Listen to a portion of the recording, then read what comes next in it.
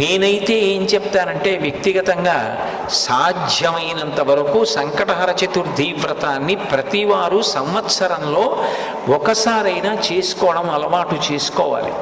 నేను ఎందుకు ఈ మాట అంటున్నానంటే, వేదవ్యాసుడు దేవీ భాగవతం చేస్తూ ఒక మాట అంటాడు, కాలో హి బలవాన్ కర్త సతతం సుఖదుఃఖయో నరాణం పరతంత్రాణం పుణ్య పాపానుయోగత.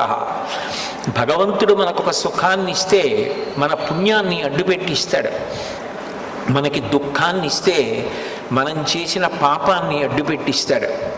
నేను చేసిన పుణ్యమేదో నాకేం తెలుసు, నేను చేసిన పాపమేదో నాకేం తెలుసు, అనుభవంలోకి వచ్చేశాక తెలుస్తుంది. అది అనుభవంలోకి వచ్చేసి సంకటం ఏర్పడిపోయిన తరువాత పరుగులు తీసే కన్నా అటువంటి సంకట స్థితి రాకుండా ముందే సంకటహర చతుర్థి వ్రతాన్ని చేసుకున్నారనుకోండి,